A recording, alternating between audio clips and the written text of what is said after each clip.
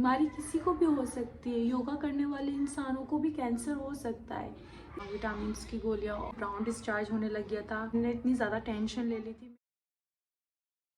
Hi everyone, तो सबसे पहले ये पीछे के बैकग्राउंड को प्लीज़ इग्नोर कीजिए क्योंकि आज की वीडियो बहुत इंपॉर्टेंट होने वाली है। काफ़ी लड़के इसे रिलेट कर सकती हैं क्योंकि ये पीसीओडी के ऊपर है और मुझे पिछले 3 साल से पीसीओडी है और इस पे मेरा जो पर्सनल एक्सपीरियंस है मैं आपके साथ शेयर करने वाली हूँ।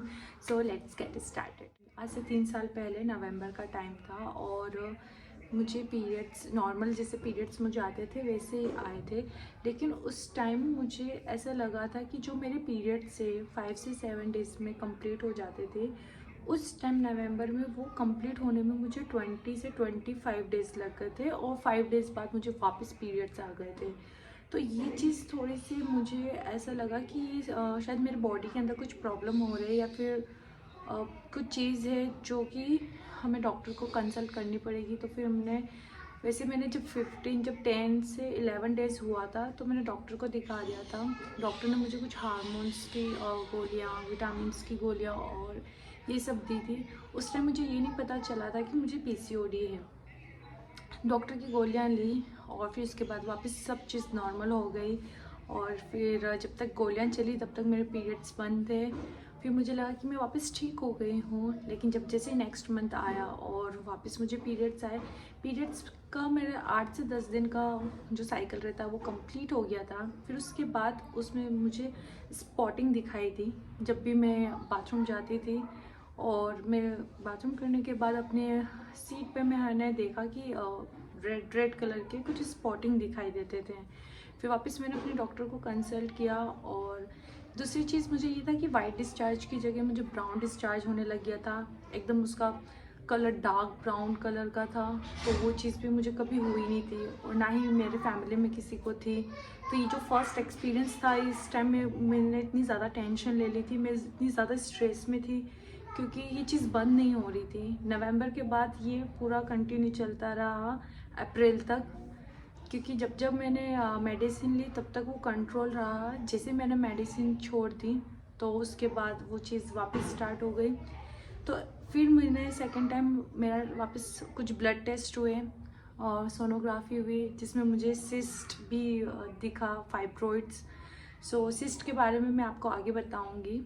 तो ये मुझे फिर जब डॉक्टर को मैंने दिखाया तो फिर उन्होंने बताया कि आपको पीसीओडी प्रॉब्लम है या हार्मोन्स से रिलेटेड या हार्मोनल इम्बैलेंस के कारण होता है। तो सबसे पहले मैंने मॉर्निंग में उठकर योगा करना स्टार्ट किया क्योंकि आप फिज़िकली फ़िट हो या नहीं हो, मेंटली फ़िट आपका होना बहुत ज़रूरी है। तो योगा से मुझे जो मैं चाहती थी, स्ट्रेस नहीं लेना, प्लस मुझे इस जो जर्नी में मैं समझ गई थी कि इस जर्नी में, पीसीओडी की जर्नी में, खुद को मोटिवेट रखना बहुत इम्पॉर्टेंट है। तो मैंने सबसे पहले स्टार्ट किया खाने से, डाइट से भी पहले मैंने योगा करना स्टार्ट किया क्योंकि योगा आपके अंदर एक ऐसा कॉन्फिडेंस लाता है कि आप कितनी भी सारी चीज़ों आप बड़े कामली इसको हैंडल करते हैं। योगा करना स्टार्ट किया, मैंने दवाई ली, 21 डेज़ के हार्मोन्स की दवाई लेती थी। तो ये मेरा 1 से 2 महीने चला और इसके साथ साथ मैं अपने खाने पे भी अच्छी डाइट ले रही थी। अगर जैसे पहले मैंने अपना योगा और एक्सरसाइज का एक रूटीन बनाया और मैंने सोच लिया था कि अगर मुझे योगा और एक्सरसाइज तो करना ही करना है, क्योंकि मैं डांस भी करती थी, वो भी एक टाइप की एक्सरसाइज थी। तो मैंने सोचा कि इस चीज़ को मुझे बंद नहीं करना है। हेयर फॉल मुझे बहुत ज़्यादा होने लगे। सेकंड, मुझे पिंपल्स की प्रॉब्लम हो गई। एक में मेरा फोरहेड पे इतने पिंपल्स थे। थर्ड, जो कि सबको पता है, मेरा बॉडी वेट, मैं अपना बॉडी का वेट कम नहीं कर पा रही थी। पीसीओडी में सबसे पहले आपकी बॉडी का वेट बढ़ता ही बढ़ता है और बहुत ज़्यादा बढ़ता है, बहुत तेज़ी से बढ़ता है। आपको मालूम भी नहीं पड़ता कि आप 65 से 75 पर कब पहुंच गए, जबकि आपकी नॉर्मल डाइट रहती है। सो गर्ल्स, आप इतना ज़्यादा टेंशन मत लीजिए। अगर आपको पीसीओडी है तो आपकी बॉडी वेट ज़रूर बढ़ेगा, आप ये याद रखिए। लेकिन सेकंड, आप ये चीज़ भी याद रखिए कि अगर आपको ऐसी कुछ चीज़ है मैं ये बोलना चाहूँगी कि अगर आपको पीसीओडी है या नहीं वो फ़र्क नहीं पड़ता, लेकिन आपको एक्सरसाइज करना बहुत ज़रूरी है। क्योंकि आजकल जैसा हमारा लाइफ स्टाइल हो गया है, तो मैं एक डांस करती हूँ और क्योंकि मुझे डांस में बहुत इंटरेस्ट है, मैं डांस करती हूँ, फिर भी मुझे हुआ तो मुझे इससे ज़्यादा फ़र्क नहीं पड़ा। क्योंकि मुझे पता है कि मेरे पास एक ऐसी चीज़ है कि जो मुझे बहुत इस चीज़ में मोटिवेट रखेगी और मेरा कॉन्फिडेंस कम नहीं होने देगी। तो सब बोलते हैं कि आप तो इतनी एक्सरसाइज करते हो, फिर आपको पीसीओडी कैसे हो गया? हो सकता है, बीमारी किसी को भी हो सकती है। योगा करने वाले इंसानों को भी कैंसर हो सकता है। ये चीज़ हमारे हाथ में नहीं है। हमारे हाथ में चीज़ है कि हम अपनी बॉडी को कितना अच्छे से हम अपनी बॉडी को कितना फिट रख सकते हैं, कितना हेल्दी रख सकते हैं। बाकी जो चीज़ होनी है वो होगी। सो हमें वो नहीं देखना, हमें अपना काम करना है। फिर मैंने होम्योपैथिक ट्रीटमेंट लिया। लड़कियों को फ़र्क पड़ा या नहीं पड़ा, लेकिन मुझे होम्योपैथिक ट्रीटमेंट से बहुत फ़र्क पड़ा।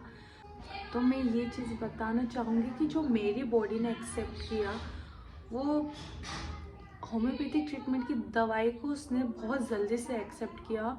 और मैंने सिर्फ 2 से 3 दिन दवा ली थी और उसके बाद मुझे 7 महीने कुछ प्रॉब्लम नहीं हुई, कुछ भी स्पॉटिंग नहीं हुआ। इस बीच में मैंने सोनोग्राफी भी करवाई थी, कोई सिस्ट नहीं आई थी।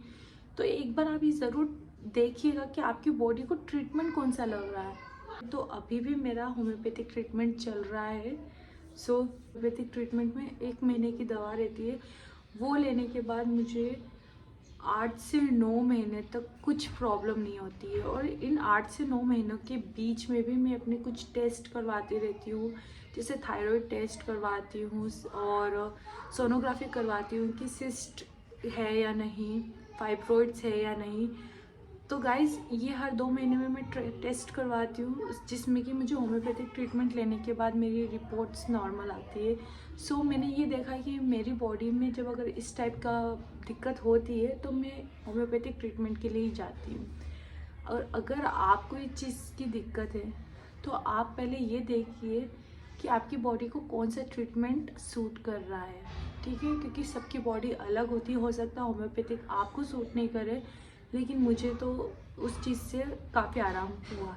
सेकंड चीज़, आपको इस पीसीओडी के जर्नी के दौरान बहुत मोटिवेट रहना है, अपनी बॉडी के लिए कुछ नेगेटिव नहीं सोचना है और अपना कॉन्फिडेंस वैसे बनाए रखना है। थर्ड, आपको ये करना है, आपको 10 मिनट की एक्सरसाइज करना ही करना है, 10 मिनट का योगा करना ही करना है, चाहे वो मॉर्निंग में करो या इवनिंग में करो। आपको अपनी हेल्थ पे ध्यान देना ही देना है, क्योंकि पीसीओडी अगर बिगड़ जाता है तो फिर बाद में ठीक नहीं होता है। तो अगर आप नॉर्मल भी हैं, अगर आप हेल्दी भी हैं, आपको कोई दिक्कत नहीं है, फिर भी आप 10 मिनट का आप ये एक्सरसाइज ज़रूर कीजिए। गाइज़ आप इस चीज़ को थोड़ा सा सीरियसली लीजिए अपनी हेल्थ के लिए और किसी योगा क्लास को ज्वाइन कीजिए, क्योंकि इससे आपको काफ़ी हेल्प मिलेगी।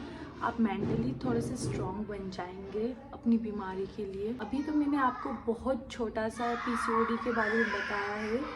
तो अगर गर्ल्स आप सच में जानना चाहते हैं कि मैंने क्या एक्सरसाइज करी है और क्या डाइट फॉलो करी है, तो मेरे चैनल को प्लीज़ सब्सक्राइब कीजिए और फॉलो कीजिए इसे, ताकि मैं अपने 3 साल के इस एक्सपीरियंस में देखा है तो वो सब चीज़ मैं आपके साथ शेयर करना चाहती हूँ।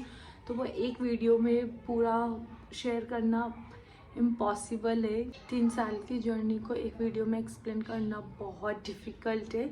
तो आगे और इसके बारे में मैं बताऊँगी कि मैंने पीसीओडी में क्या एक्सरसाइज करी है और क्या खाया है। तो प्लीज़ मेरे चैनल को ज़रूर सब्सक्राइब करें, ताकि मैं और जो जितना मेरे पास एक्सपीरियंस है और इससे रिलेटेड जितनी भी इंफॉर्मेशन है मैं आप सबके साथ शेयर करूँ। So thank you for watching guys, मिलते हैं नेक्स्ट वीडियो में, बाय।